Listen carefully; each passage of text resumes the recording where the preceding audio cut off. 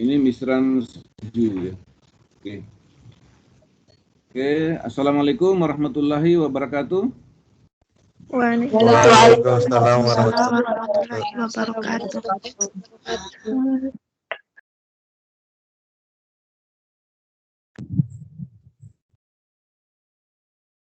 Oke. Oke, kali ini adalah pertemuan kita yang kedua ya. Yang kedua ya, benar ya, yang kedua. Kali ini saya akan bawakan topik tentang teknologi makanan, yaitu teknologi produksi coklat. Ini ya, saya mulai saja. Sebelum saya mulai, izinkan saya akan sajikan sebuah video ya. Ini masih ada yang masuk ya, saya persilakan dulu yang masuk. Saya akan sajikan video, barangkali saya tunggu 2 menit ya, supaya mereka bisa ini ya, join ya.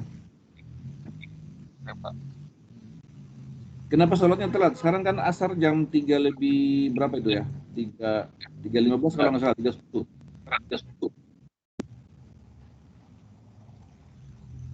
Oke, barangkali ada yang telat sholatnya jadi telat masuk ya. Oke, tunggu dulu, saya lihat dulu. Oke, sudah ya. Masih ada ini yang mau menunggu di lobi. Oke. Oke, saya tunggu 1 menit lagi, saya tunggu ya.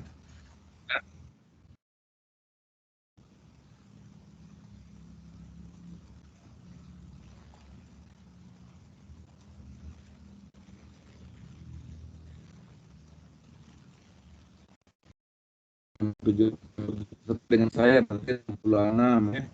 Saya udah bisa saya mulai. Oh, ada lagi yang minta masuk ini.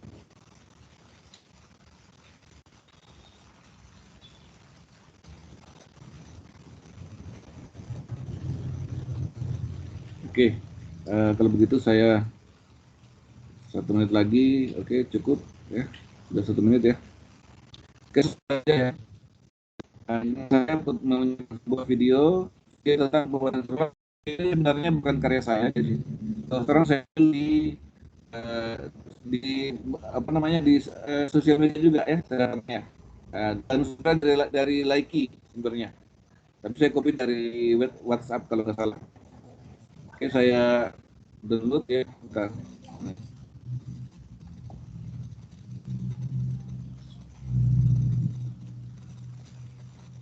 Ini ya.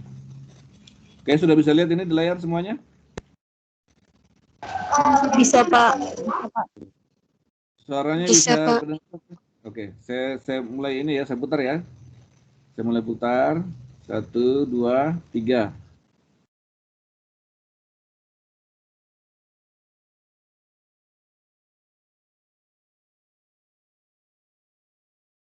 Ya.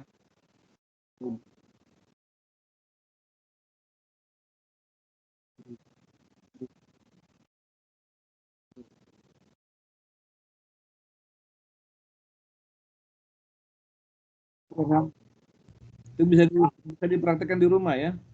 Oke, sekarang kita pelajari teorinya di sini ya. Sudah ada teorinya.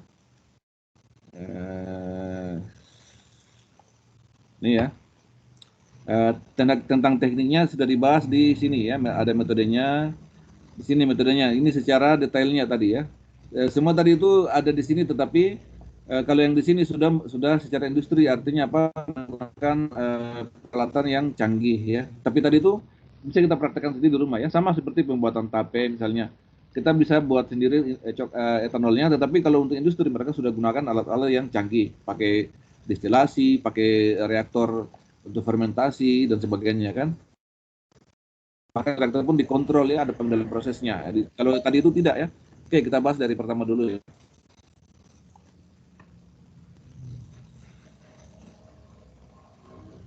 Oke, definisi ada beberapa definisi yang harus kita bahas, yaitu ada biji kakao ya, atau kakao beans ya, yaitu bibit dari pohon kakao yang difermentasi dan keringan.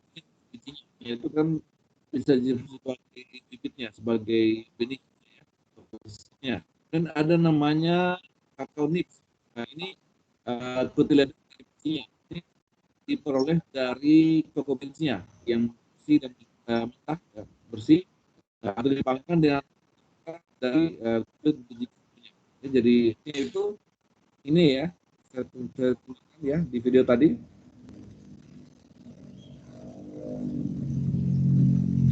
Jadi ini difermentasi dulu ya, setelah itu dipanggang. Nah ini dikeluarkan, itu diambil nipsnya ya. Nah ini dari kulitnya dikeluarkan, itu ada nipsnya ya. Ini, coba saya tunjukkan lagi. Nah itu diambil nipsnya. Nah ini ya, itu nipsnya ini. Ya yang ini nipsnya, dikeluarkan dari kulit bijinya. Kemudian rasa kakaonya ya, itu itu sebagai cairan kakao atau kakao liquornya.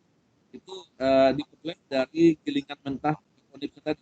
Jadi kalau digiling, di press gitu ya, itu didapatkan kakao emasnya ya, itu yang biasanya dicampur yang lain.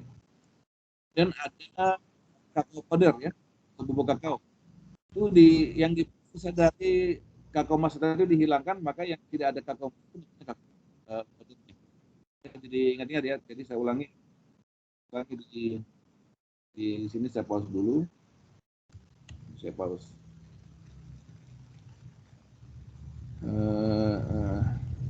Nah, yang ini tadi kakao nipsnya itu dihancurkan, kemudian di press ya, diambil masa kakaonya atau lemak kakaonya, kakao emasnya. Itu dinamakan sebagai kakao emas. Sisanya yang tidak mengandung cairan lemak tadi itu disebut bubuk kakaonya. Itu ya. Dan biasanya itu ada prosesnya di sini digabung lagi dengan tidak. Ini harus minta masuk ya. Ntar saya izinkan dulu. Ada satu orang.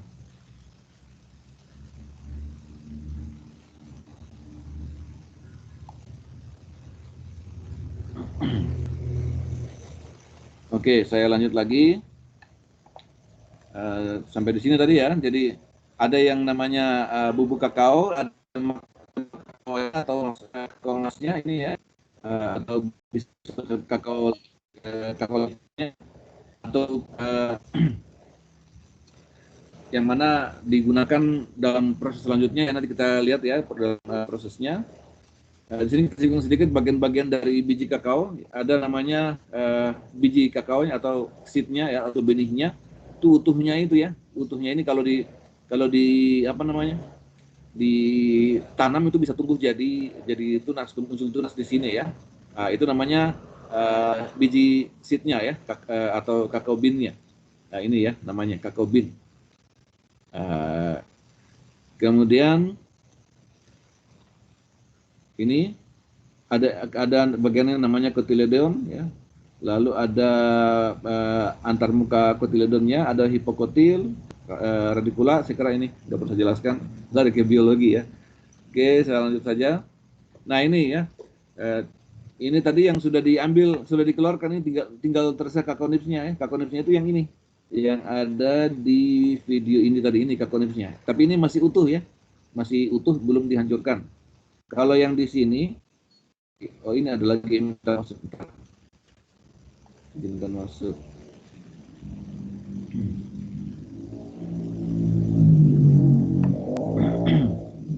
Oke. Maaf ya saya pakai ini karena saya tidak izinkan ada yang masuk tanpa nama ya. Saya tidak izinkan sekarang ya. Sebelumnya saya izinkan, tapi mulai sekarang saya tidak akan izinkan kalau ada yang masuk tidak pakai nama gitu, tidak punya identitas gitu namanya. Istilahnya penumpang gelap ya. Oke, saya lanjut ya. Saya lanjut di sini. Ini ada manfaatnya banyak sekali ya. Kita sebenarnya suasana kaya dengan kakao ya, banyak sekali.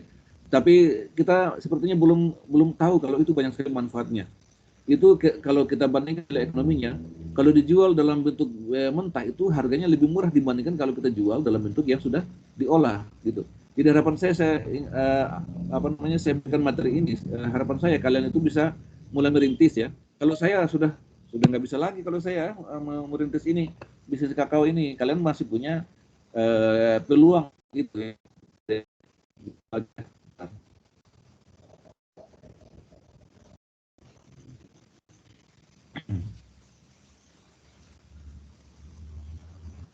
Jadi kenapa saya melakukan seperti ini Microsoft Teams-nya? Saya minta ada namanya ya, jadi isi buku tamu dulu baru boleh masuk. Kalau tidak, saya tidak izinkan gitu. Kalau sudah ada ya apa namanya identitasnya, NIM sama namanya baru saya izinkan masuk.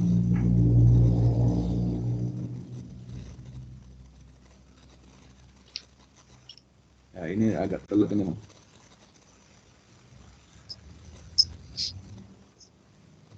Oke, ini kenapa belum bisa saya izinkan ya? Belum masuk dia. Mungkin jaringannya lelet kali ya.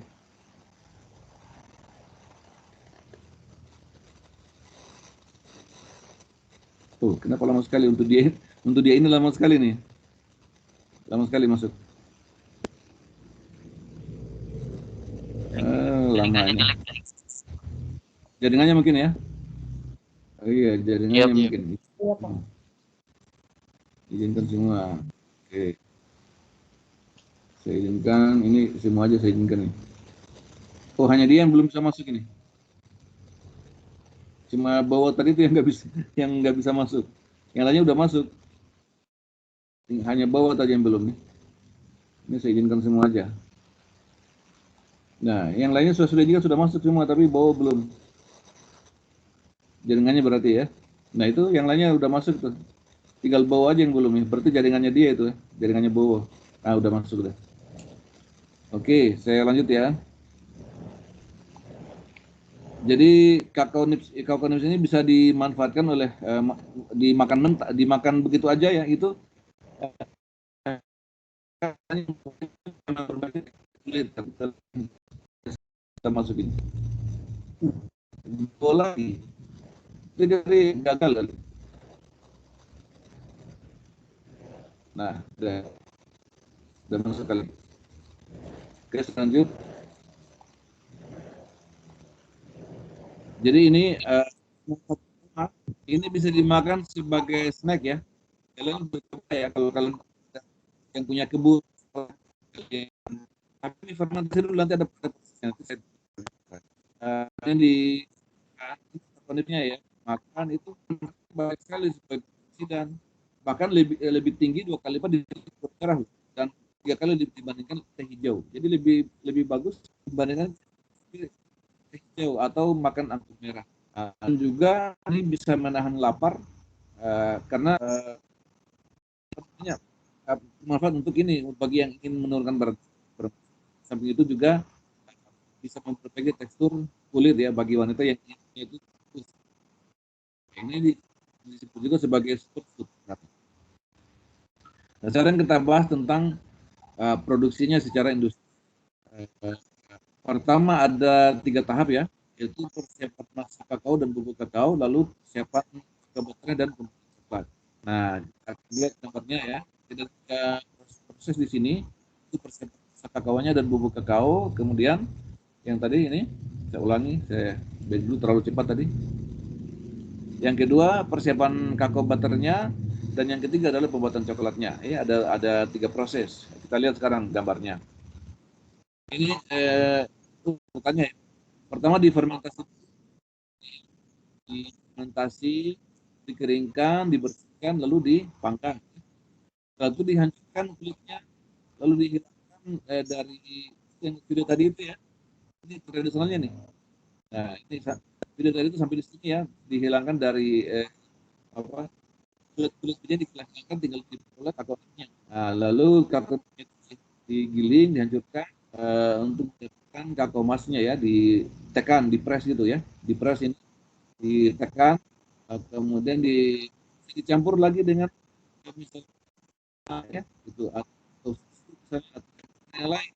Nah, lalu ini tadi yang gabung nanti di sini di ini ya.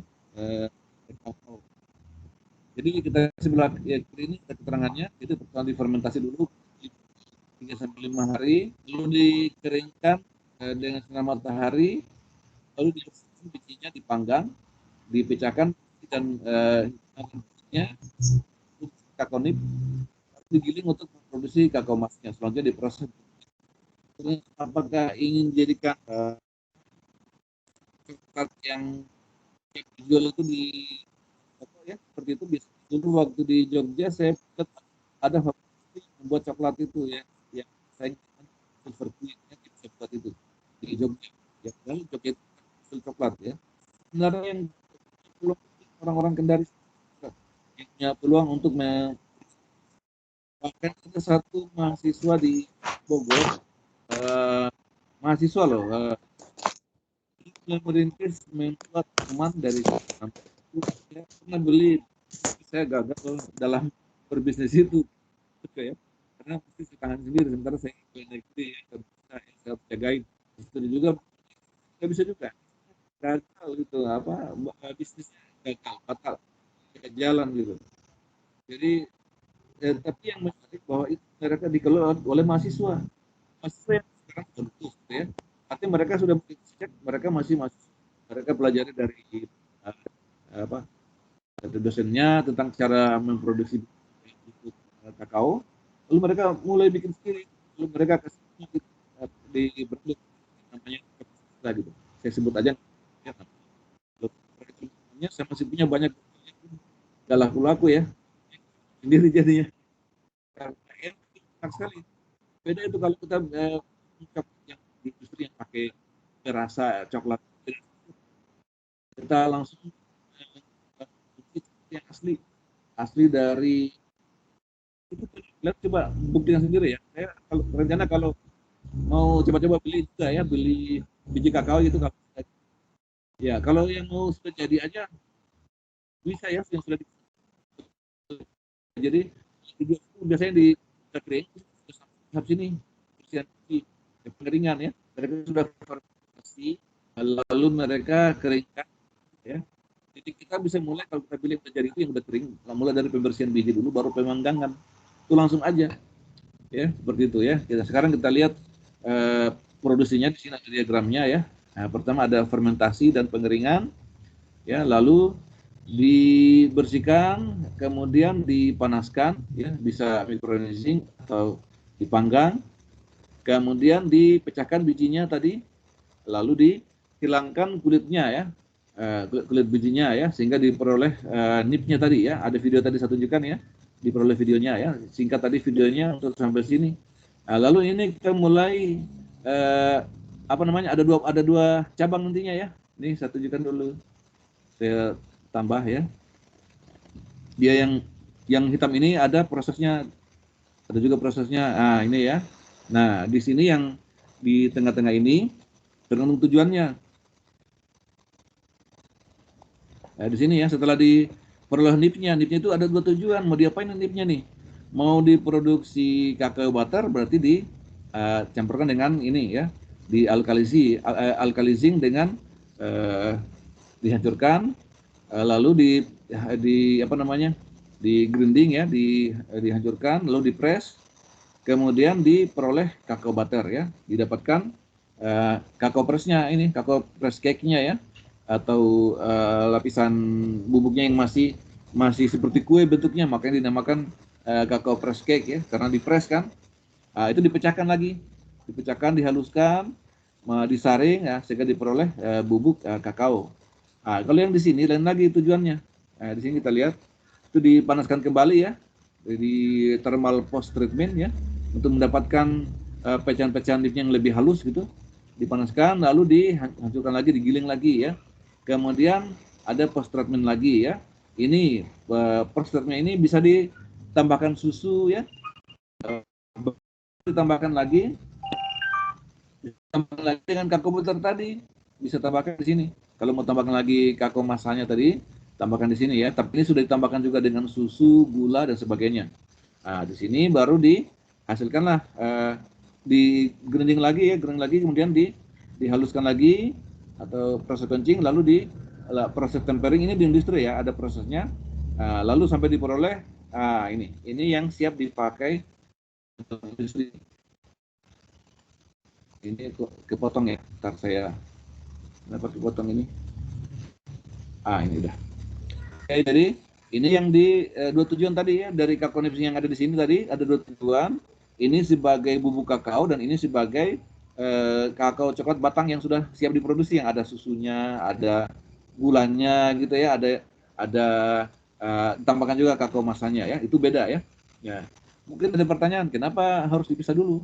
Ya, supaya bisa ditambahkan perasa yang lain ya, dan supaya dia lebih halus. Kalau langsung ini kan tidak dihaluskan, nanti akan rusak nanti kakao butternya. Jadi yang dipanaskan dulu itu, yang dihancurkan itu kakao masanya tadi, bubuk kakaonya. Bubuk kakaonya tadi yang ini ya, yang ini diperkaya lagi berarti ya. Jadi ini tadi diperkaya, ditambahkan lagi dengan kakao butter yang lain ya, diperkaya dengan kakao butter. Sementara itu yang ini kan daripada dibuang kakao butternya ya, kan mau diambil bubuk kakaonya, daripada dibuang dicampurkan dengan yang ada di sini, dengan ini ya, dengan nipnya tadi yang dihancurkan ya, daripada dibuang kakao butternya ya sayang ya, mending campurkannya di sini, campurkan dengan susu ya, sehingga lebih kaya ya. Sementara ini kita peroleh bubuk kakaonya. Ini yang bisa juga jadi minuman nanti, bubuk kakao ini, tergantung dari proses-prosesnya untuk campuran. Biasa ada campurannya, misalkan ditambahkan dengan zat yang lain ya. Kalau nggak salah itu maltodextrin, kalau nggak salah, saya lupa itu ya, zat lainnya itu. Nah, itu tergantung rahasia masing-masing itu. Kalau saya nggak salah itu maltodextrin itu, kalau nggak salah itu mahasiswa itu yang nambahkan itu, yang produk mereka, yang namanya Cocovaza. Kalian boleh cari di internet itu. Itu Francis ya. Saya bahkan ya, tapi nggak bisa gitu ya. Saya coba-coba habis itu waktu sekitar beberapa tahun yang lalu ya, kurang lebih sebelum pandemik gitu ya, kurang lebih 3 tahun lalu kayaknya kalau nggak salah. Oke, selanjut ya.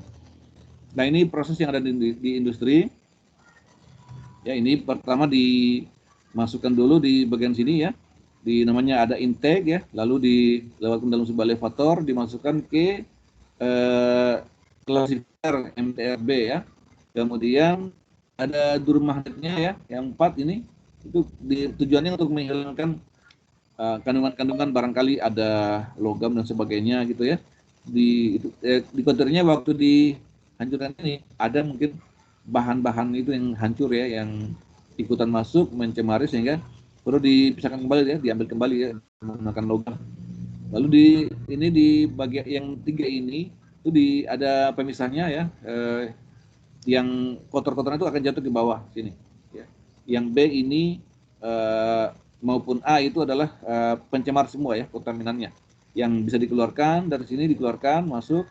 Lalu kalau masih ada lagi pencemaran yang lain, yaitu misalnya logam-logam, itu dipisahkan di bagian ini 4 ini ya, dur magnet DFRT ini peralatan yang dikeluarkan oleh ini ya, Bahler AG ya, dari Swiss. Kita tahu bahwa Swiss adalah salah satu negara penghasil coklat yang paling terkenal ya, dan termasuk peralatannya mereka yang produksi langsung, karena memang sejak zaman dulu ya, mereka sudah merintis itu ya, dimulai dari keluarga ya, dari home industry, lama-lama besar ya, semua itu dimulai dari home industry ya. Kalau kalian tidak bayangkan bahwa perusahaan Apple itu dari home industry, dari sebuah gudang ya, gudang milik Steve Jobs ya, itu dimulai dari home industry, lama-lama karena berkembang besar sampai dia meraksasa ya, sampai sekarang meraksasa. Maka mereka termasuk perintis di bidang gadget atau elektronik ya. Itu kita kembali ke itu ya. Jadi ini prosesnya yang keempat ini, lalu diteruskan ke yang kelima. Yang kelima ini adalah ini ya, destoner namanya ya, destoner MTSC ya. Ini istilah peralatan yang sudah mereka ada tujuannya ya mereka. Lalu sehingga ada pemisahannya di sini ya. Yang tidak dipakai itu ini macet ya, mau saya macet ini.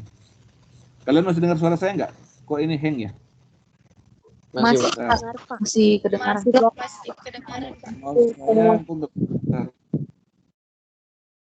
Sudah.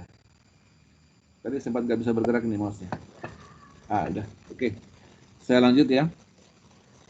Jadi yang F itu ini ya, produk kakao yang bersih ya. Kemudian yang E itu material yang padatnya ya, yang mengandung seperti batu-batuan dan sebagainya ya, atau yang lainnya ya, atau kaca, itu bisa dikeluarkan di sini karena bisa saja mengandung itu kan, karena mungkin kotor ya, mungkin saja kotor karena diambil dari, kan itu waktu dijemur itu kan biasa saja bergabung itu dengan batu-batu gitu kan, jemuran di lantai kan. Kalian mungkin pernah lihat di mana mereka jemur, bahkan ada yang jemur di aspal gitu. Saya pernah ke Kolaka gitu. Tapi nggak kepikiran mau beli, padahal saya udah kepikiran waktu dari Kendarinya saya mau beli 1 kilo lah. Ternyata tiba di sana lupa nggak beli. Tapi kalau saya lihat, saya rencana mau beli, biarpun hanya 2 kilo atau berapa, karena saya mau praktek gitu, mau bikin gitu ya, mau bikin sendiri. Karena teorinya udah banyak nih, tapi prakteknya belum gitu ya. Nanti dibilang cuma teori aja kan, Anda ini kan tidak ada prakteknya kan, kita lucu juga kalau dibilang begitu kan, malu juga gitu. Iya, jadi sampai sekarang saya untuk videonya saya masih nyari-nyari di internet ya, seperti video tadi itu cara pembuatannya itu. Bahkan sampai untuk tolong teman juga, kalau ada video ini tolong kopikan gitu ya. Oke, jadi ini ya bubuk kakao yang sudah bersih, yang F-nya, kemudian yang D-nya itu partikel dari logam ini ya, itu akan terpisahkan ya, itu yang bagian D-nya. Kalau E-nya itu material-material yang seperti gelas, batu dan sebagainya ya. Lalu yang G itu ini ya, yang G itu mana G? Oh ini ya, tunggu dulu. Yang kita lewati 7 dulu. 7 itu berarti penyaring ya, penyaringnya. Lalu dimasukkan, lewatkan ke 8. Itu adalah pengunci udaranya ya. Di mana di sini yang masuk ke dalam itu adalah debu-debu yang ke G ini. Ya, kurang lebih seperti ini. Ini hamburan partikelnya yang sudah digiling tadi, dimasukkan sudah digiling sini. Itu kan ada debu-debunya ya. Ini semacam ini apa namanya? Semacam ini kan kayak siklon ini ya, semacam ini. Apa istilahnya itu ya? Pengolahan limbah, tapi istilahnya apa tuh? Siklon ya. Tujuannya untuk mencegah partikel-partikel ini dirilis ke atmosfer. Apa sih namanya alat begitu? Alat pengolah limbah. Apa iya alat pengolah limbah? Ya, tujuannya seperti itu ya, penyaring limbah ya. Ada istilah teknisnya itu, saya lupa istilah teknisnya. Ini ada yang mau masuk lagi nih, saya kembali dulu. Oh, ada 3 orang ya. Oke.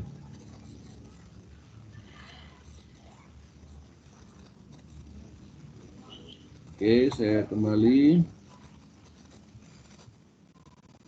Ya, di sini sampai di sini tadi. Produk akhirnya adalah F ini ya. F ini merupakan produk bersih dari kakao ya. Nah, ini ya, kalau mau lihat yang nomor 3 ini seperti ini bentuknya. Ya, Bahler model ya, MTRB separator classifier ya, pemisah. Ada lagi yang mau masuk ini. Ada berapa orang? Ahmad. Ada 2 orang ya. Irsyad. Baru masuk ini Irsyad.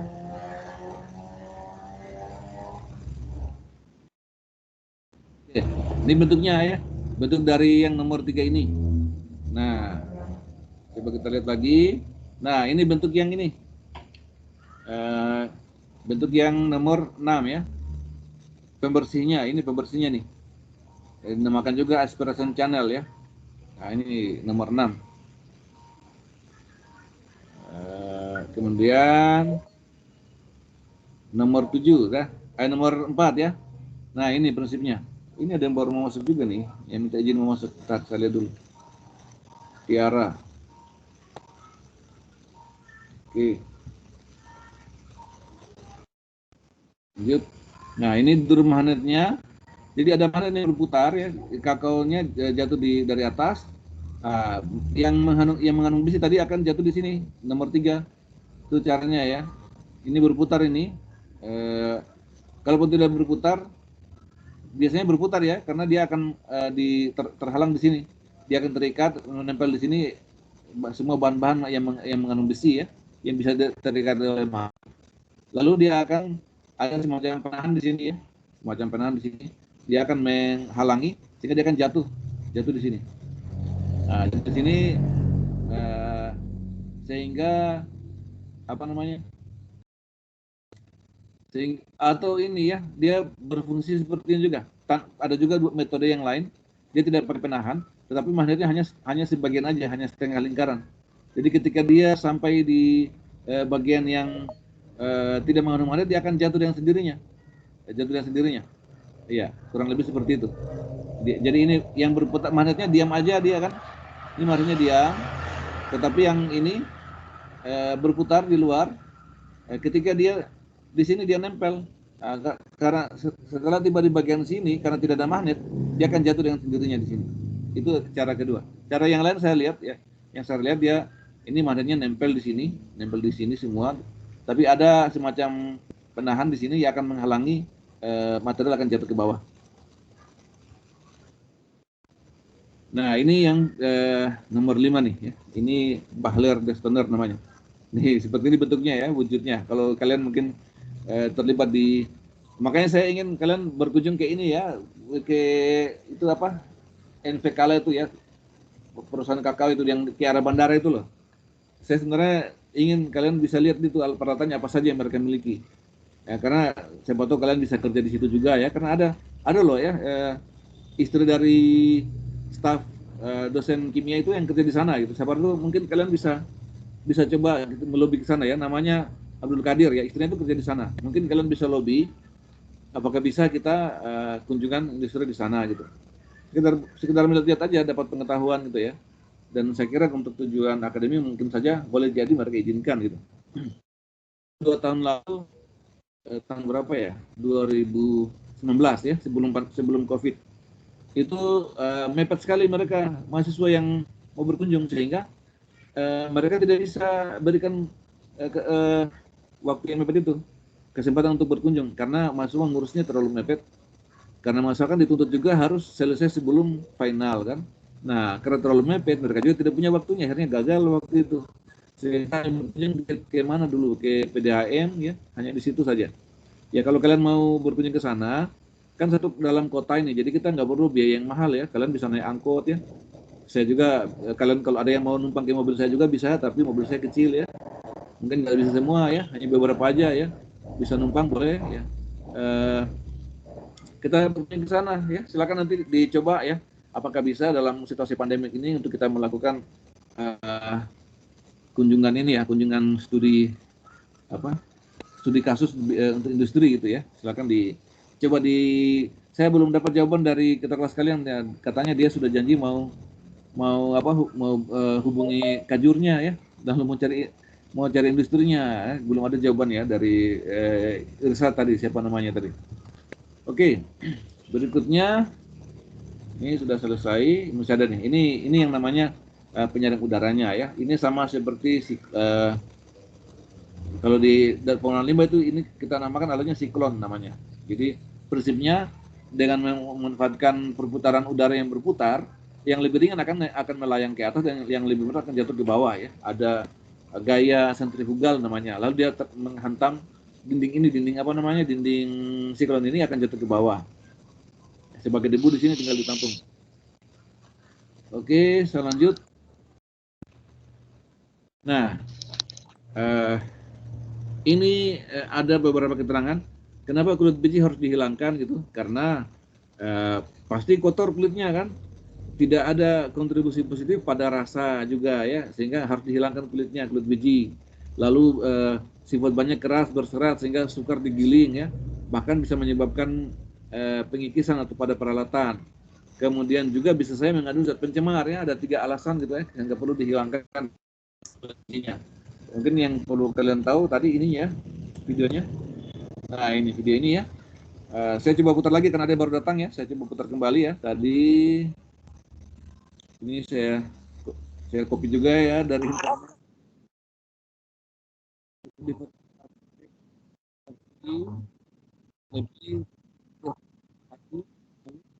ringkas.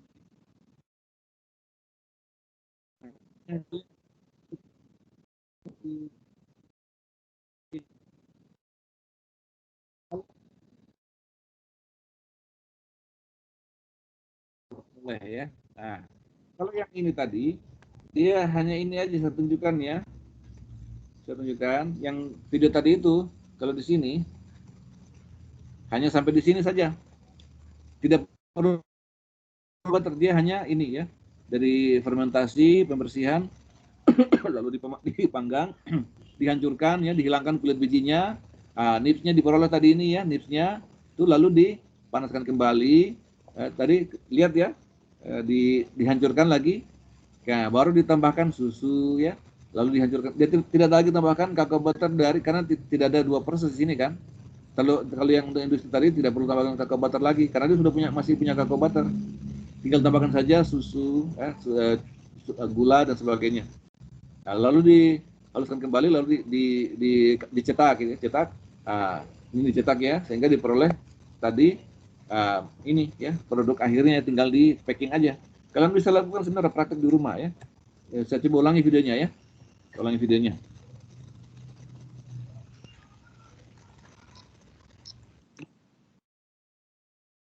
Ya, karena terkait kita ya. Ini makanya dari IT ya.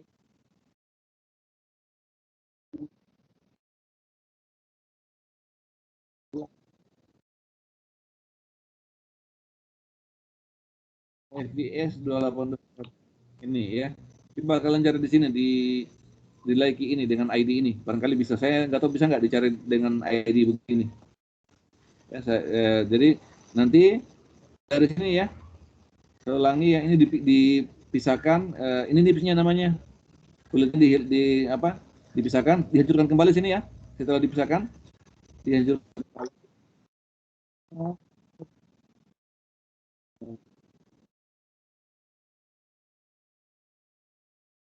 kembali. Jadi sama seperti ini kan, dihaluskan kembali ya, dipanaskan kembali, baru dicetak lagi ya. Ini dicetak. Ini kalau di industri kan banyak prosesnya supaya lebih bagus ya. Kalau untuk tradisional kita ya dari sini, dari sini ditambahkan gula, susu dan sebagainya, dihaluskan kembali, lalu dipanaskan lagi ya, baru cetak. Itu ya urutannya. Ya, dileburkan, jadi coklatnya dileburkan lagi, kemudian dicetak, baru dapatlah kemasan produk makanan coklatnya gitu ya. Oke, kita lanjut ke tadi sampai di mana? Sampai di sini. Ini ya. Ini micronizingnya untuk industri. Ya, kalau jadi tadi videonya itu video skala home industry. Ini untuk industrinya hampir sama sebenarnya dengan video home industry, hanya saja tentu prosesnya lebih baik untuk mendapatkan kualitas yang lebih baik, karena kualitas coklat itu beda-beda tergantung cara pembuatannya. Kita tahu bahwa kalau kita makan Silver Queen, lalu kita makan merek lain, kok rasanya beda gitu ya. Ada yang lebih enak gitu, ada yang kurang enak, itu karena cara pembuatannya. Barangkali juga bahannya bisa jadi mungkin yang lain tidak menggunakan bahan alami, mungkin pakai perasa, bisa saja ya. Mungkin yang satu sudah menggunakan bahan alami, yaitu coklat asli ya. Karena beberapa perusahaan itu yang nakal gitu ya. Dia coklatnya diambil dari kulit buah loh, bukan dari bijinya. Ada juga begitu yang nakal seperti itu untuk masa kakaonya. Lalu ditambahkan dengan perasa coklat ya, sehingga kita makan sebenarnya kulit coklat. Ada juga yang nakal seperti itu. Makanya lebih baik kalau jangan tergiur dengan murah sekali coklatnya, padahal dia pakai kulit apa? Kulit buah kakao. Ini video ini tadi. Nah, ini kulit buah kakaonya. Ya, ini ya, ini kulitnya nih. Nah, itu yang ini mereka prosesnya bersama, dikeringkan, lalu dipanggang, dihaluskan. Itu jadi kakao jadi kakao butternya dicampurkan, jadi bubuk kakao, dikasih rasa sama dia. Nah, itu kan tidak sehat ini, karena mungkin saya mengandung pestisida, mengandung logam dan sebagainya, mengandung ya logam berat bisa saja gitu ya, mengandung bahan kimia lain ya, karena mungkin saja beri zat kimia, bisa saja kan, kita nggak tahu gitu kan, atau zat pencemar yang lain, itu berbahaya. Ada yang menggunakan bijinya atau bibit kakaonya, yang ini biji kakaonya atau bibitnya, itu yang yang lebih bagus rasanya ya setelah difermentasi ini ya, ini difermentasi. Nah, setelah difermentasi lalu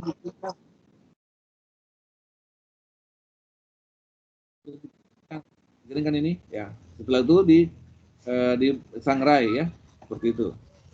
Nah, tentu saja produk yang hasilnya teksturnya lebih bagus itu tergantung dari dari proses olahannya seperti apa. Itu beda-beda ya. Kalau kita tidak praktek sendiri, kita tidak akan bisa mengetahui rasa yang lebih bagus itu dengan cara yang bagaimana. Sama lah kalau kita makan di warung, ini misalnya warung pempek gitu, pempek Palembang gitu kan, ada orang masak enak ya, tapi yang lain kok kurang enak gitu. Padahal sama-sama pempek juga produknya ya, sama juga seperti ini untuk kakao ini ya. Meskipun sama-sama kita gunakan kakao yang asli, tetapi bisa saja mungkin karena produk cara olahannya itu tidak bagus sehingga hasilnya kurang enak. Nah, kita akan pelajari di sini ya. Ada beberapa bahan kimianya ya. Nah, ini proses apa nih? Ini proses apa ini? Ini sistem Bartier ya. Ini saya lupa cari apa tujuannya ya. Tapi kalau kita lihat di sini ada proses bahan nomor 1 di sini ya, kakao beans-nya, biji kakaonya. Lalu nomor 2 ini, nomor 2 mana nih? Oh ini. Ini nomor 2 keluarannya ya. Hasil keluarannya. Nomor 3 ini pre-hoppernya, penangkapnya ya. Ada screw conveyornya. Ini dia ada dosisnya ya. Lalu dipanaskan dengan sistem air yang terintegrasi ya, water spraying ya, yang bukan uap, apa namanya itu yang disemprotkan ya, semprotkan terintegrasi. Kemudian nomor 5 ini rotary drum ya, rotating drum. Ini ada yang berputar berarti ya. Kemudian ya berarti dipanaskan di ini semacam pengeringan kali ini ya. Semacam pengeringan ini, karena produknya di sini nomor 2 adalah kakao beans ya. Kakao beansnya yang masih berwujud kakao beans ya. Yang masuk kakao beans, yang keluar juga kakao beans tapi sudah hasil olahan ya. Berarti ini pengeringan ya. Ini pengeringan ini. Nah, ini yang nomor 5 ini dia masuk dalam drum yang berputar, tujuannya untuk mengeringkan. Lalu nomor 6 ini dimasukkan ke dalam radiator yang mengandung gas inframerah ya, yang dibakar gitu. Dibakar dengan inframerah. Nomor 6, mana nomor 6? Ini ya. Nah, ini pakai inframerah. Kemudian nomor 7 dimasukkan ke hopper lagi. Ada hoppernya di sini. Lalu yang ke-8 ini untuk debu-debunya ditampung lagi di sini ya. Nah, berarti ini semacam pemanggangan ini ya. Semacam pemanggangan atau pengeringan sekaligus pemanggangan tadi ya. Kalau kita tadi pakai panci tadi kalau yang videonya kita gunakan panci untuk memanggang ya. Ini tidak ya, dia gunakan metode seperti ini. Sehingga dihasilkan produk yang lebih bersih ya, karena sudah dipisahkan juga dengan pengotor-pengotornya ya, debu-debunya itu dipisahkan di sini. Ya, ini buatan dari Bahler ya, Bahler. Enggak tahu bacanya gimana nih, Bahler atau Buhler ya. Soalnya ini tulisan Jerman ini ya. Ya. Mungkin saya nggak tahu bahasa Swiss itu bahasa apa sana, bahasa Jerman atau bahasa Swiss. Oke, saya lanjut saja ya. Nah, ini penapisan ya, pemisahan kulit dan nipsnya. Jadi ternyata ini fungsinya untuk memisahkan nipsnya dengan kulitnya. Kalau kita tadi kan manual tadi kan di videonya, ini pakai mesin. Ya, pakai mesin itu dipisahkan bijinya dengan kulit biji ya, bukan biji, apa namanya itu yang di dalam biji itu, nips ya, kita sebutnya nips ya, dipisahkan dari kulitnya. Di sini kita bisa lihat ya, nomor 1 itu ini ya, itu ini adalah crushernya atau penggilingnya ya, ini penghancurnya di sini. Kemudian nomor 2 itu penghancur yang kedua ya, yang kedua, ini yang pertama, yang kedua. Lalu yang ketiga itu penyaring dengan sistem deck ya, decknya. Kemudian yang keempat itu oscillating ya, yang keempat. Lalu sistem aspirasinya nomor 5, ini aspirasinya. Lalu nomor 6 pengumpulan nipsnya nomor 6. Nah, nomor 6 ini ya, dikumpulkan di sini nipsnya. Lalu jadi aspirating nips ini maksudnya ada udara yang disemburkan sehingga yang kulit-kulitnya itu bisa akan terpisah dari nipsnya. Kalau kita kan manual tadi ya, ini menggunakan udara gitu ya. Kemudian nomor 7 ya, nomor 7 itu pengumpulan mana nomor 7? Ini ya, pengumpulan kulit-kulitnya tadi ya, kulit-kulit dari biji tadi itu ya. Kalau nipsnya di nomor 6 ini, di yang warna hijau, kemudian yang sini kulit-kulitnya di atas, itu terpisah. Nomor 8, mana nomor 8 ini? Nomor 8, ini dia. Ini ya, ini di apa namanya? Aliran udara, aliran apa namanya, return flow elevator pengembali alirannya ya, alirannya. Kemudian 9 siklon ini untuk memisahkan debu-debu yang supaya dicegah rilis ke udara ya, ditampung di sini supaya tidak rilis ke udara. Ya, ini prosesnya. Jadi lebih supaya lingkungan lah ya, tidak mengotori atmosfer atau mengganggu lingkungan sekitar misalnya ada rumah penduduk dan sebagainya gitu. Nah, ini juga salah satu metode pemanggangan yang lain. Sama-sama dia menggunakan juga, kalau yang tadi kan pakai inframerah yang dibakar ya, ini sama juga ini. Jadi tinggal lihat aja mereka peralatannya apa. Kalau kita lihat peralatannya ini kan kecil ya, tidak memerlukan pabrik besar seperti misalnya seperti misalnya kelapa sawit besar sekali peralatannya, ini kecil. Ini bisa rumah gitu, bisa home industry sebenarnya. Kalau kita punya uang misalnya sekian, kita bisa mampu beli alatnya, itu kita bisa dirikan perusahaan ini, perusahaan pembuatan coklat. Dan kalian jangan khawatir tentang pangsa pasarnya. Karena kalau kualitas kita itu bagus, itu bisa dipasarkan ke ekspor ya, ke internasional. Karena kuncinya sebenarnya bukan karena tidak ada yang mau beli, tetapi karena kualitasnya tidak sesuai yang mereka inginkan. Biasanya seperti itu. Seperti misalnya begini, produk misalnya ada yang mau diekspor dari Indonesia mau diekspor ke Amerika. Amerika butuh sebenarnya, tetapi ketika mereka nilai itu tidak sesuai dengan standar yang mereka butuhkan, akhirnya tidak jadi mereka beli. Ya, jadi bukan karena kita tidak punya pasar, tetapi melainkan pasar yang mereka butuhkan kita tawarkan beda gitu. Jadi harusnya kita sesuaikan dengan kebutuhan pasar. Nah, kalau kita menggunakan peralatan yang sudah standar seperti ini, itu saya yakin itu bisa diterima karena sudah sesuai dengan syarat yang mereka tetapkan. Apalagi kalau menembus Eropa itu ketat sekali syarat-syaratnya. Karena di sana juga mereka sudah sesuai standar itu. Jadi perlu kita siapkan peralatan yang istilahnya siap tempur lah ya kalau mau terjun ke bisnis ini, bisnis apa namanya? Coklat ini ya. Ya, ini kan kimia terapan berarti terapan untuk industri kan? Artinya apa? Kimia yang diterapkan untuk kebutuhan diterapkan dalam kehidupan manusia sehari-hari ya. Apakah itu industri atau yang non industri gitu ya. Nah, ini proses kencing. Apa itu kencing? Itu fase di mana asam volatilnya itu dibuang ya, kadar airnya dikurangi juga sehingga rasa lembutnya itu dapat mulai timbul gitu ya. Jadi digambarkan seperti pengerjaan seperti coklat dan potongan namanya itu menjadi pasta cair ya, ditambah dengan modifikasi rasa. Nah, ini ya kencingnya itu yang dimaksud. Lebih dihaluskan lagi. Kalau tadi yang video tadi itu terlalu kasar ya, manual itu. Kalau di industri sudah prosesnya sudah menggunakan peralatan. Tapi intinya seperti yang di video tadi ya, sederhananya ya. Ya, sama kita gambarkan juga kalau sederhananya bikin tape gitu, kita produksi etanol gitu kan. Ya, sederhananya berarti bikin tape itu sederhananya. Tapi kalau di industri tidak sederhana itu sudah ada proses-proses yang lebih detail setiap prosesnya. Ya, prinsipnya itu menghilangkan zat volatil ya dan mengontrol temperatur.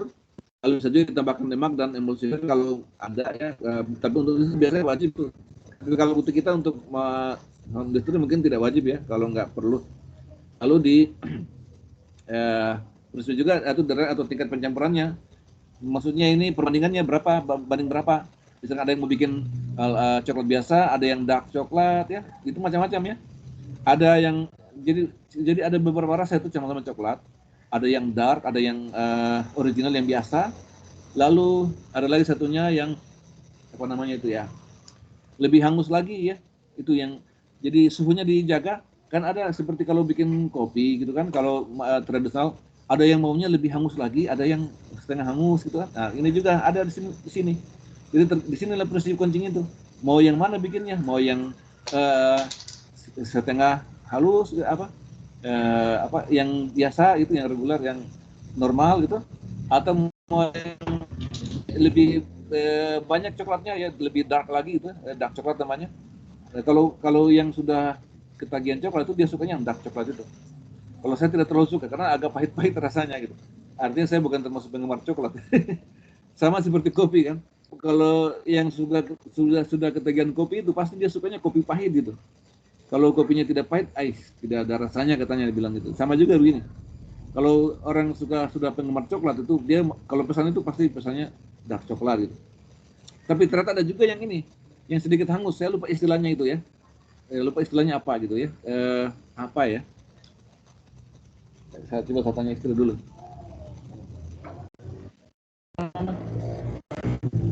Ya maksudnya itu ini produk yang kita beli dulu coklatnya ada yang dark coklat, satunya apa? Satunya apa lagi itu yang 3 jenis rasa? Dark coklat apa satunya? Ya agak hangus-hangus itu. Lupa ya? Bukan, saya istri juga udah lupa ya, udah lama soalnya.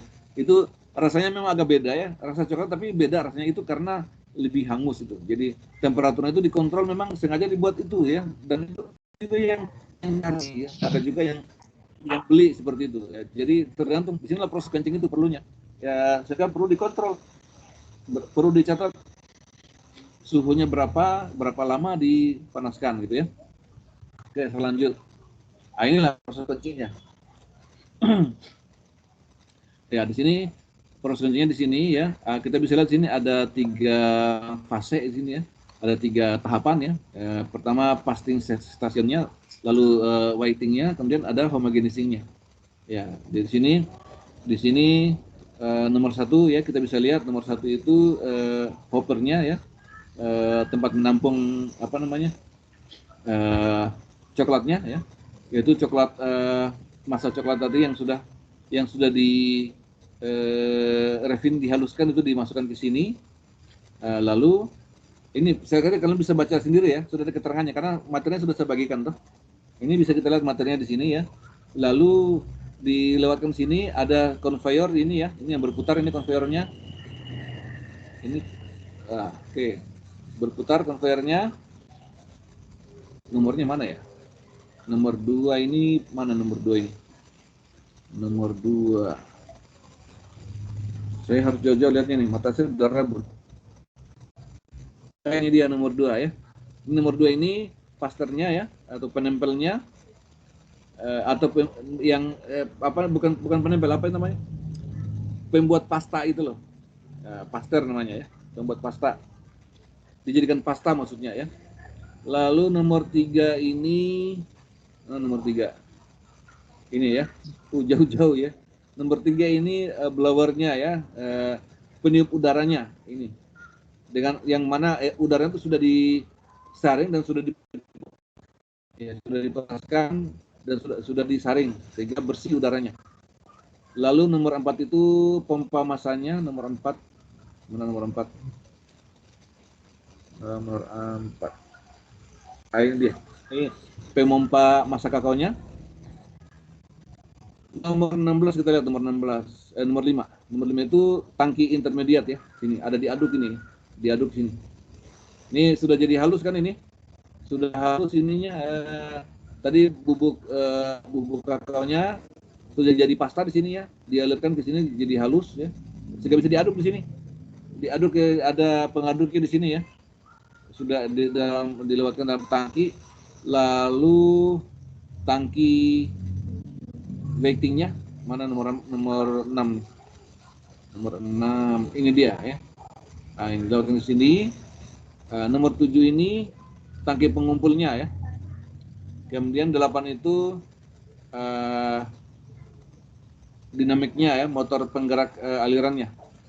Motor aliran dinamiknya ya, digerakkan. Nomor 9 itu apa nih? Saringan yang bergetar ya, itu disaring di sini. Ini berarti udah jadi bubuk ini ya, berarti saringan yang bergetar. Nomor 10 itu berarti coklat masa yang sudah halus. Karena nomor 10. Salah, kebalikan ya. 10 ini ya. Yang masuknya dia kan nomor 10 nih. Yang nomor 18 berarti ya, 18 itu coklat final ya, coklat final. Nah, ini bisa tambahkan lecithin kalau butuh. Jadi ada beberapa ya. Ada yang tambahkan lecithin biasanya dari kedelai atau dari hewan. Tapi kalau mau kita Indonesia supaya aman itu dari tanaman, yaitu dari nabati ya. Itu lecithin dari kedelai biasanya. Soya lecithin biasanya dipakai ya. Nah, kalau dari hewan itu takutnya terkait lagi dengan masalah kehalalannya gitu kan. Ya, makanya dari MUI biasanya dia tanya dulu ini lecithinnya dari mana nih. Kalau dari hewan, itu mereka cari tahu lagi tuh. Jangan sampai hewan yang dari babi misalnya yang tidak halal buat umat Islam gitu ya. Atau dari sapi tapi caranya tidak bagus sehingga tidak halal juga. Nah, bisa jadi seperti itu. Tapi kalau dari kedelai tidak terlalu ini lagi ya, dari kedelai kan. Paling cuma mereka cek betul nggak kedelai. Nah, mereka tidak akan cari tahu lebih dalam gitu. Tapi jadi lebih aman pakai menggunakan nabati ya, lecithin dari nabati misalnya dari kedelai. Itu hanya ini lecithinnya opsional ya, bisa ditambahkan bisa tidak, itu nomor 12 ditambahkannya di di sini. Waktu sebelum jadi pasta ini ya. Jadi sebelum dicampur itu sudah ditambahkan di sini di bagian nomor 11 12 ini. Kakak butternya ditambahkan di sini ya. Boleh ya nomor kalau mau tambahkan butter boleh tambahkan di sini sebagai opsional istilahnya. Di bagian 11 dan 12. Ya, yang 13 ini mana 13? Ini bisa tambahkan lagi di sini. Ini mengandung lecithin berarti ya. Jadi yang sudah ada di sini. Kemudian nomor 14 itu pengatur temperatur ya. Ini saya kira sudah tadi saya jelaskan ya. Nomor 15 itu AC pengatur kondisi air udara ya, AC gitu ya. Nomor 15, mana nomor 15? 15 ini dia pengatur pengkondisi udaranya. Nah, kemudian 16 itu udara yang keluar. 16-nya mana 16? 16. Kita harus jauh-jauh nih. Ini dia ya. Itu udara yang keluar di sini. Kemudian nomor 17 komponen cair ya. 17 komponen cair. Mana itu? Ini dia. Ini kalau ada yang perlu tambahkan di sini ya untuk melengkapi resepnya gitu. Karena setiap perusahaan kan beda-beda kan resepnya. Ada tambahan ini gitu ya. Jadi kalau kalian misalnya orang kimia bertugas di MUI atau salah satu staf MUI ya, kalian harus cari tahu ya bahan kimia apa yang ditambahkan di situ di sini.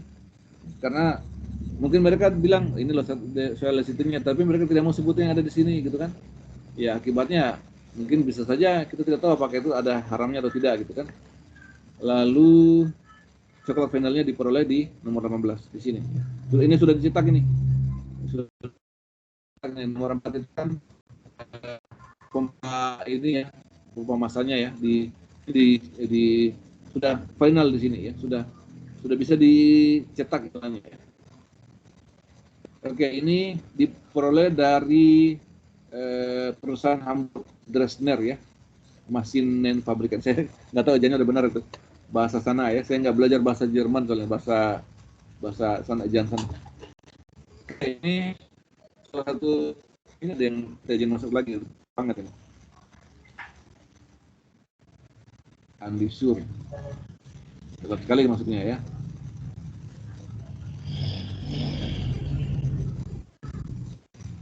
Oke, sudah 7 orang. Oh, gagal dia. Gagal masuk dia. Oke, ini salah satu proses juga. Secara industri juga ya, sama ya. Kurang lebih sama bagannya tuh. Jadi dari sini kita bisa lihat kan bahwa setiap industri punya metode yang berbeda-beda. Tadi itu kita ambil contoh dari Dresden misalnya ya, itu agak beda mesinnya. Ini lagi beda lagi kan, di sini ada ada drum shifternya, ada impact smashernya, ada oscillatingnya ya. Ada seperti ini kurang lebih ya prinsipnya. Nah, sekarang tentunya dari kimianya ya. Ya, kakao itu kaya akan polifenol ya. Ya, yang khususnya adalah katekin ya, atau procyanidin. Ini yang menyebabkan rasa tidak enak ya pada coklat ya. Rasa bahasa Inggris itu astringensi ya.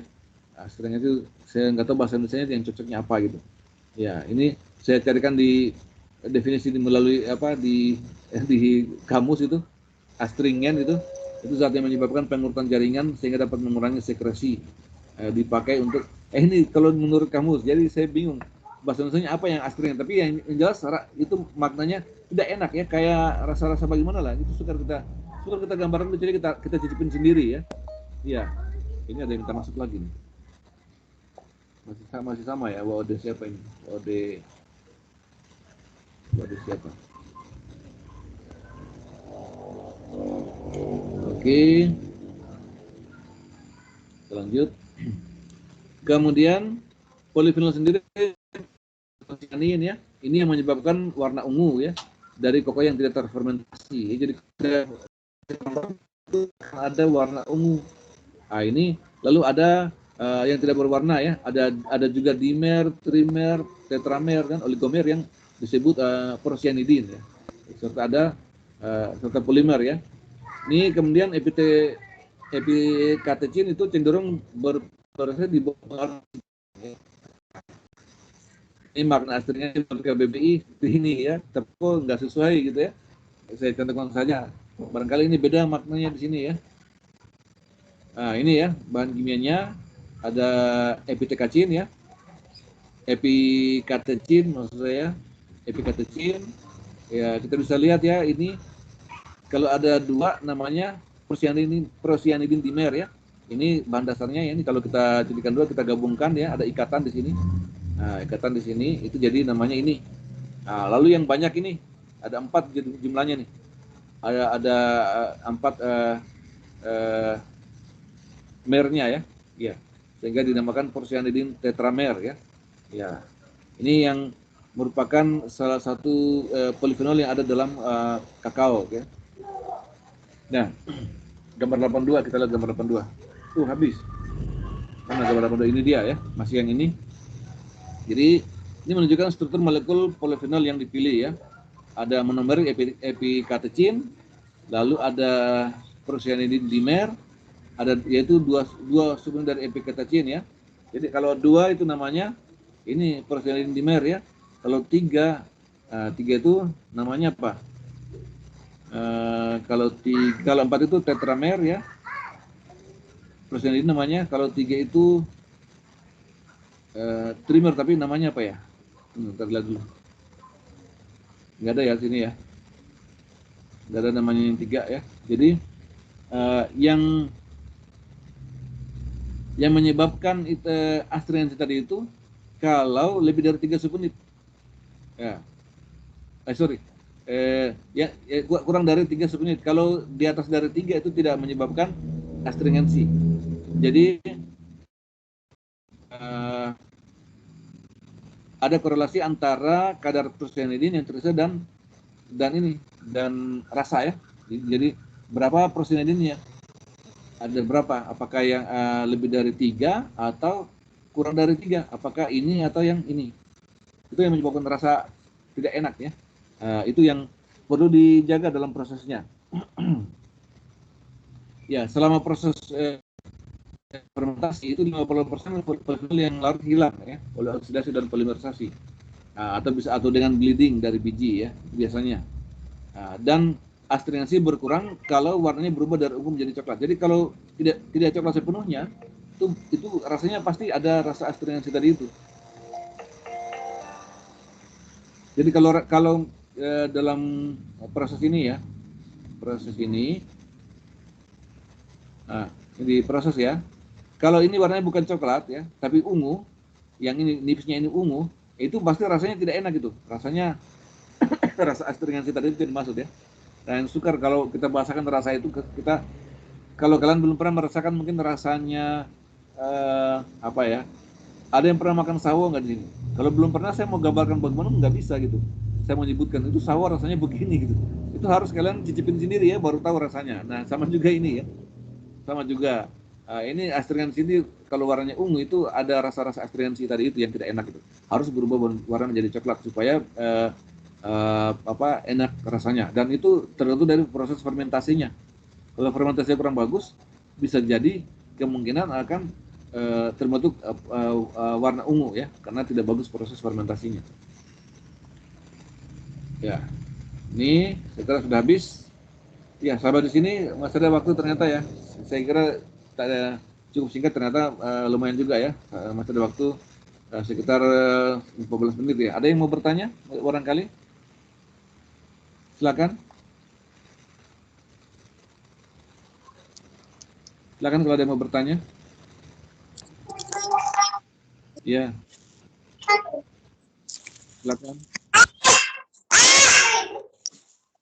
Saya Pak mau bertanya. Satana ya, mana kita kelasnya? Gimana caranya? Apakah sudah cari informasi kunjungan ke pabrik?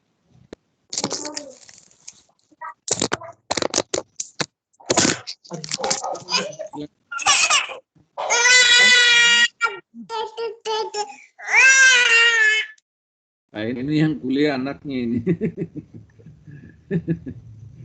Iya, iya. Mana Rahmat sudah kabur dia kan.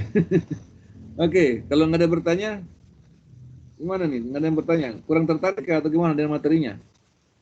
Tanya Pak. Menurut kalian materinya bagus? Hah? Silakan. Iya, silakan. Pertanyaan. Langsung aja, langsung.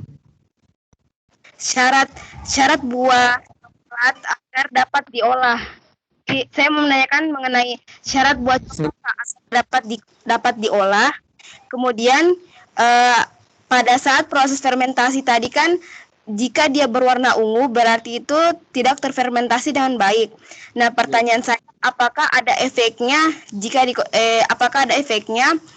terhadap kesehatan jika dikonsumsi Pak?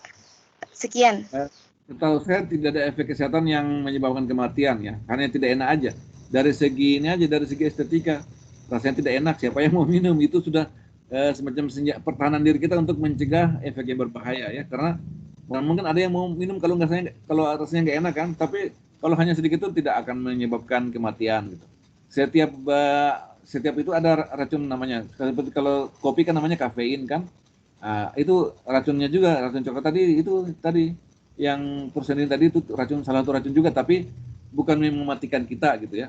Hanya efeknya tentu jangka panjang kalau terlalu sering, tapi kan sudah diproteksi oleh Tuhan gitu, oleh Allah sudah proteksi diri kita dengan memberikan rasa yang tidak enak kan. Ya, dengan demikian kalau sudah nggak enak ya kenapa diminum gitu kan. Tapi nggak apa-apa kalau hanya beberapa teguk, aduh saya ini racun kayak ini, nggak usah khawatir gitu, tidak akan punya efek seperti itu ya. Tidak akan menyebabkan misalnya kita minum satu teguk lalu mati gitu, tidak. Bukan, kalaupun mati bukan karena itu, karena sifatnya seperti kafein kan. Kalau minum kafein misalnya mati nggak orang? Tidak kan? Ya, kalaupun mati bukan karena itu penyebab utamanya ya, pasti ada faktor lain yang menyebabkan gitu. Ya kan, banyak minum kafein kan, minum teh itu kan ada. Kalau teh apa namanya? Saya lupa namanya, itu senyawa racun pada teh gitu. Apa namanya, lupa gitu, ada nium-niumnya itu ya, saya lupa namanya. Kalau di teh, tapi kan orang tidak mati karena minum teh, karena racun pada teh gitu kan. Ya sama juga di coklat tadi, tidak menyebabkan kematian. Kalau efek kesehatannya saya kira tidak signifikan kecuali keseringan. Tapi kan orang kalau sudah tahu rasanya nggak enak minum itu kan sebenarnya yang salah siapa gitu. Yang salah orangnya tuh, udah rasanya nggak enak, ada astringensi kok diminum gitu kan, gitu ya, seperti itu ya. Jadi kalau tadi pertanyaan syaratnya supaya bisa ini memang harus ini ya, harus bisa bagus fermentasinya. Kalau tidak bagus, waktu dipanggang itu tidak akan coklat tapi melainkan ungu tadi kalau tidak bagus fermentasinya. Jadi kalau fermentasinya kurang bagus, pada waktu dipanggang tadi, disangrai, lalu kita keluarkan kulitnya, itu oh warnanya kok ungu ya. Ah, itu berarti kurang bagus. Ya, seperti itu. Ya, saya pernah masih kecil, eh, saya masih ingat ya, sampai sekarang saya masih ingat itu. Ada biji yang saya kupas kulitnya, lalu saya sangrai. Itu berubah warnanya, dia berubah jadi ungu dulu ya. Dan ungu setelah itu berubah jadi warna kayak coklat-coklat gitu. Saya nggak tahu apa namanya itu ya, tapi buah yang sama itu ada yang tidak bisa dimakan itu karena mengandung apa namanya kayak gatal gitu ya, kayak duri-duri kecil itu di buahnya. Bentuknya seperti, kalian pernah lihat buah asam nggak? Pernah lihat buah asam kan? Iya, Pak.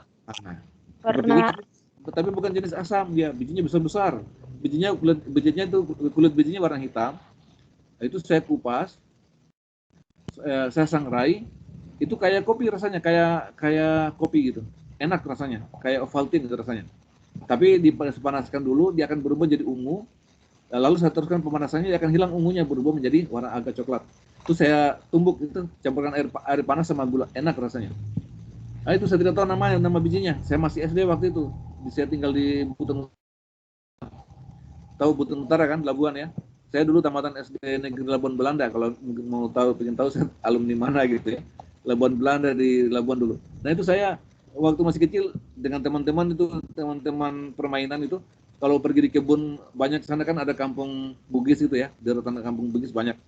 Nah itu saya sama teman-teman pergi di kebunnya mereka gitu, cari dapat buah itu, wah itu kita ambil ya, berlomba-lomba ambil. Saya termasuk yang ambil, lalu tiba di rumah saya kupas kulitnya, kemudian itu saya konsumsi itu. Kalau kalian bisa dapatkan kembali, siapa tahu ada yang berasal dari sana. Ada nggak dari Labuan ini di antara kalian?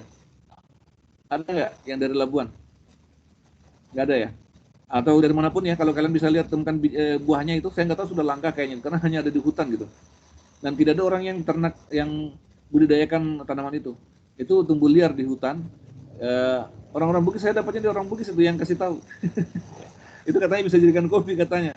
Oh begitu, saya coba, ternyata benar enak rasanya. Dan saya sering minum, saya tidak sampai mabuk, tidak sampai pusing. Padahal saya waktu itu fisik saya lemah gitu ya, artinya kurus. Kalaupun itu berbahaya, pasti sangat rentan ya. Saya akan merasakan, tapi tidak. Ya. Saya bisa konsumsi, dan itu enak rasanya seperti Ovaltine. Saya anggap ini kok kayak Ovaltine ya rasanya.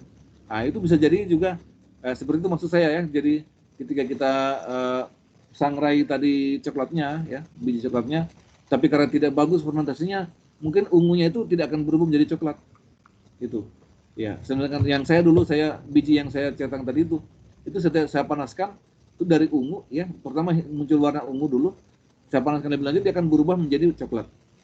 Tidak seperti coklat seperti tadi ya, tapi agak coklat lah, yang jelas hilang ungunya, kurang lebih seperti itu. Oke, cukup pas jawabannya. Iya, Pak. Ya, ada lagi pertanyaan?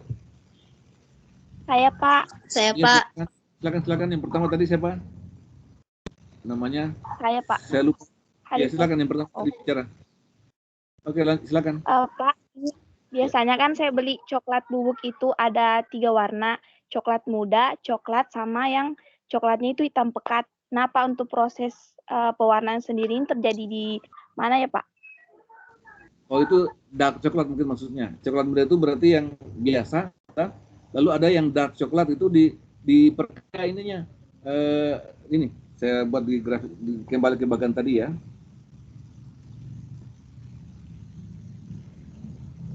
Nah, di sini ada perbandingan antara ini ya. Buka dulu ya. Nah, ini ada perbandingan. Jadi kalau semakin banyak, kalau mau dark coklat itu kakao butternya jangan ditambahkan ini ya. Ini hanya perbandingan, hanya rasio perbandingan aja dari bahan-bahan baku aja. Ada yang bubuk kakaonya sangat banyak ya, sangat banyak sekali. Itu dark, namanya dark coklat, sehingga rasanya agak pahit-pahit gitu ya. Bukan pahit sih sebenarnya rasa coklat, tapi bagi yang tidak suka itu dianggap itu bilang pahit katanya karena kebanyakan coklat, tapi bukan pahit gitu. Nah, itu tinggal rasio di sini aja. Di sini yang dimaksud.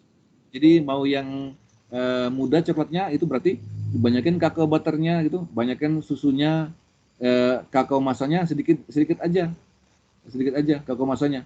Atau kalau mau, oh coba saya mau perbanyak ininya kakao masanya, ininya sedikit. Nah itu ya, itu di situ permainannya, variasinya di situ. Ya kalau ada rasanya, ada 3 rasa tadi. Ada saya jelaskan tadi, ada yang agak hangus-hangus, saya lupa namanya istilahnya. Jadi ada yang dark, ada yang original ya. Original itu berarti yang umum dijual, diterima oleh semua kalangan, baik yang pecandu coklat maupun yang bukan pecandu coklat. Termasuk anak saya misalnya suka sekali kalau minta dibelikan itu Silver Queen itu kan.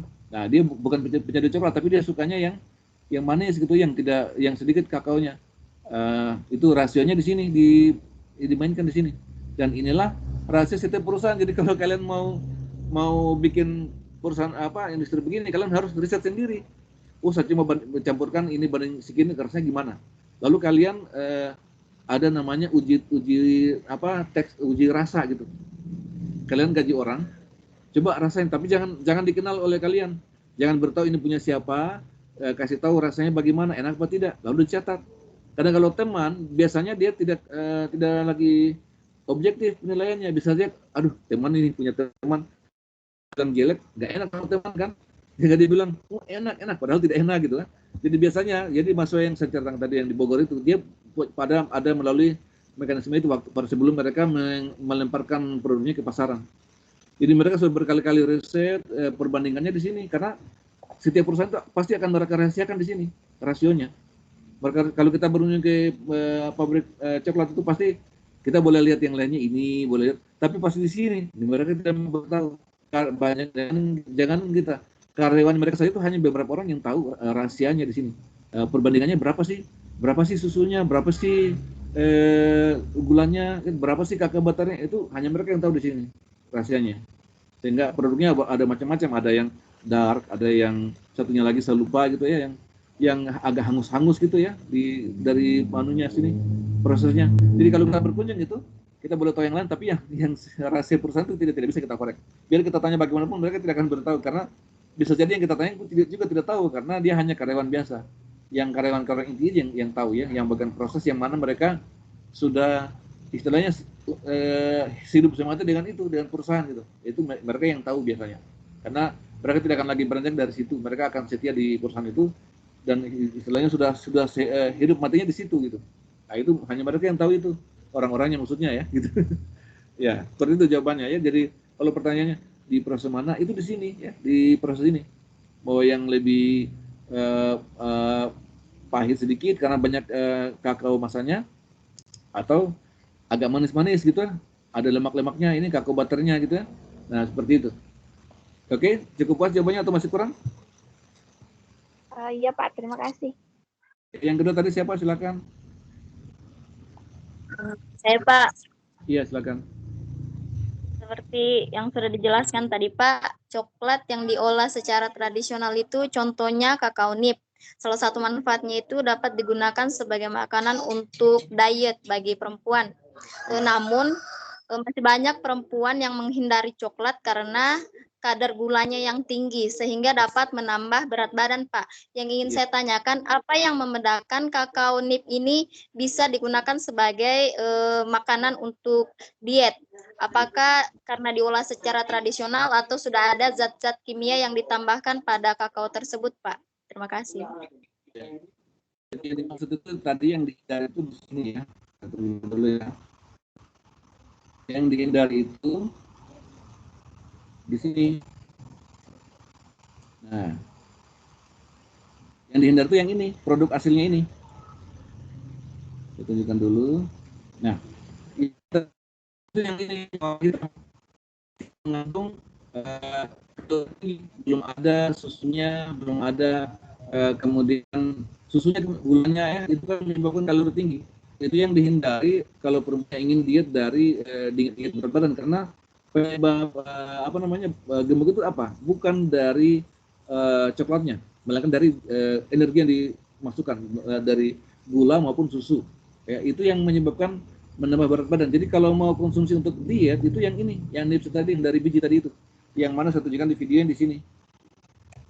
Nah ini yang dikonsumsi, ini aman, ini tidak akan menambah berat badan karena masih natural, belum tambahkan susu ya, belum tambahkan gula, karena penyebab gemuk tadi itu gulanya dengan susunya. Ya jadi tubuh kita itu kan begini, tubuh kita itu kalau kalau kemasukan energi, misalkan dari gula ya atau dari susu, itu dia mau simpan energinya di mana gitu. Kalau misalnya kita kurang tidak digunakan energinya, maka tubuh kita akan menyimpannya sebagai ada dua pilihan, sebagai protein atau sebagai lemak. Gitu kan? Nah, pertanyaannya, kalau disimpan sebagai protein, kita akan berat badan akan bertambah berat beberapa kali lipat. Sehingga biasanya disimpan sebagai lemak supaya lebih ringan, gitu. Tubuh kita lebih memilih untuk menyimpan sebagai lemak karena lebih ringan jadinya.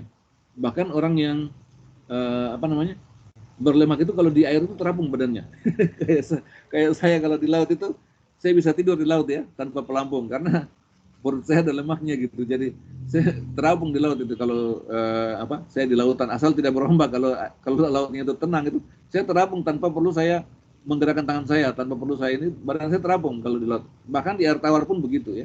Karena perut saya ada lemaknya gitu ya. Oke. Jadi kalau mau hindari lemak tadi, maka konsumsi yang ini, nipsnya ini. Jangan yang sudah dicampur dengan ini ya.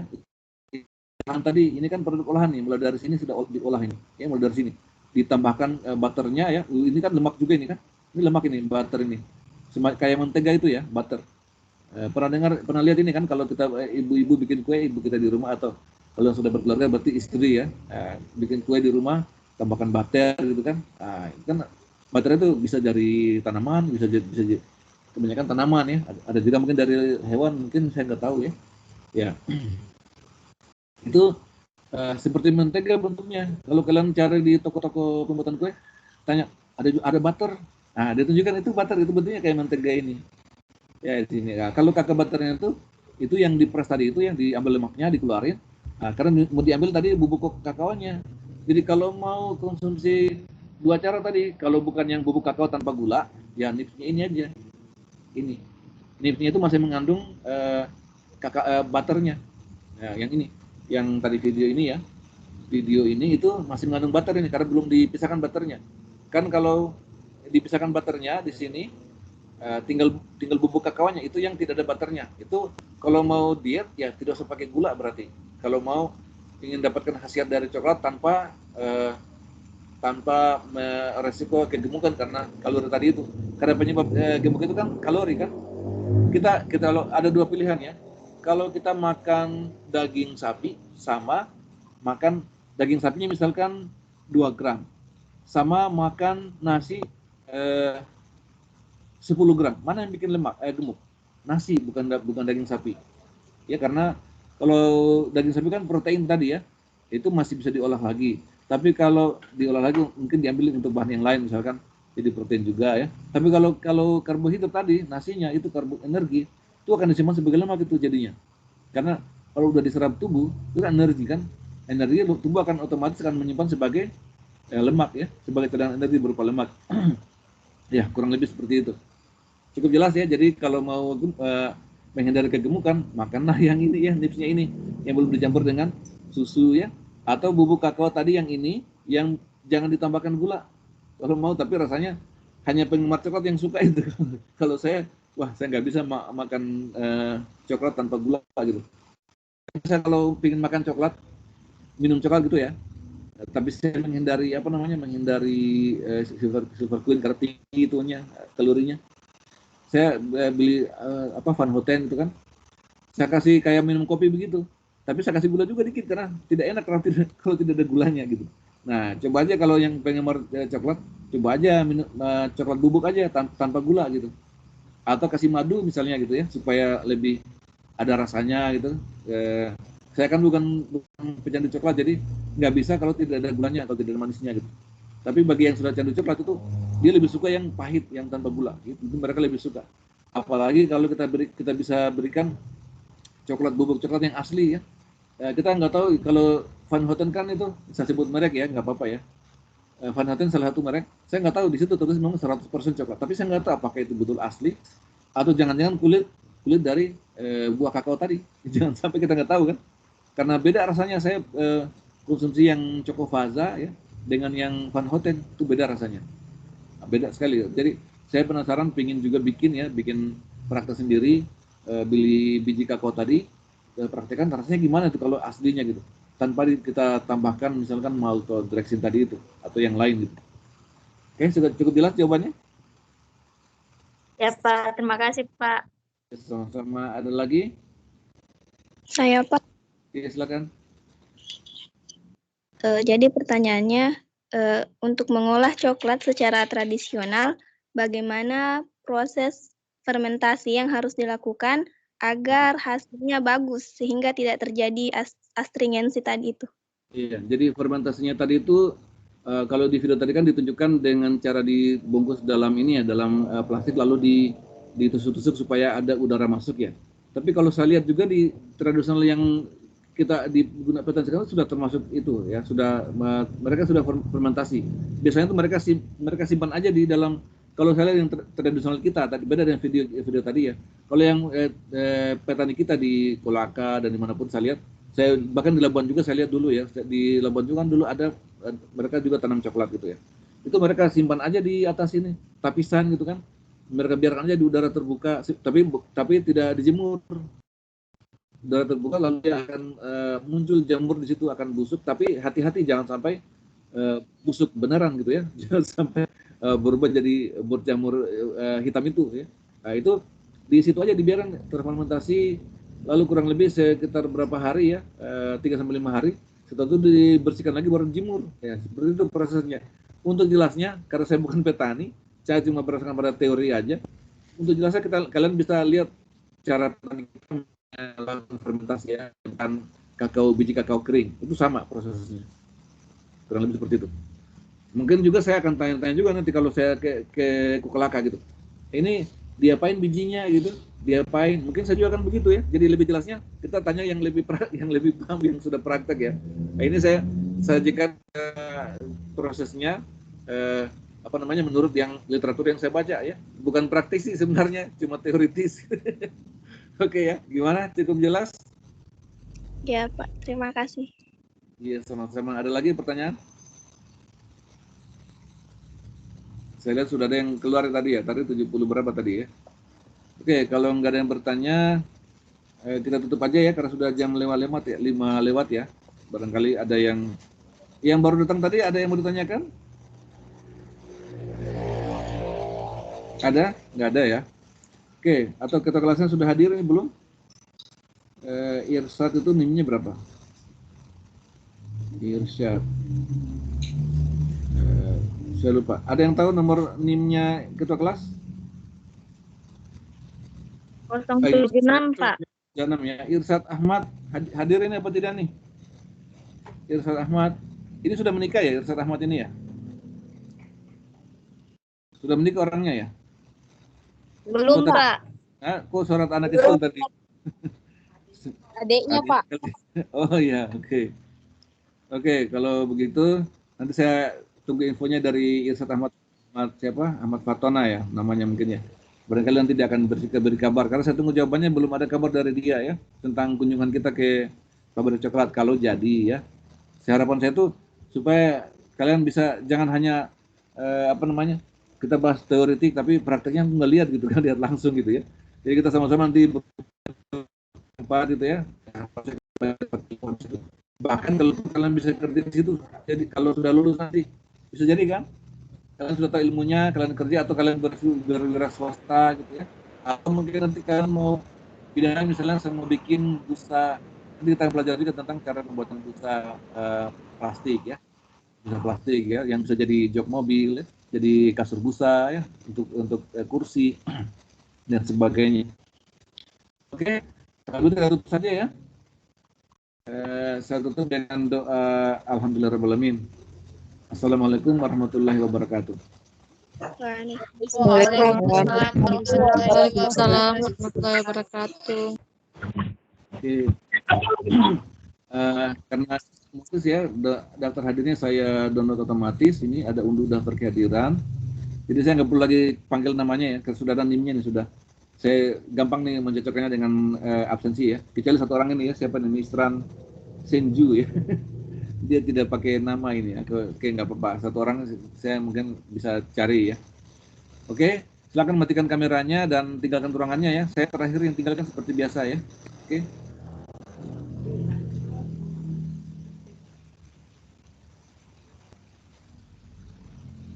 Silakan matikan kameranya, lalu tinggalkan meeting dengan cara klik tombol merah ya, keluar meeting.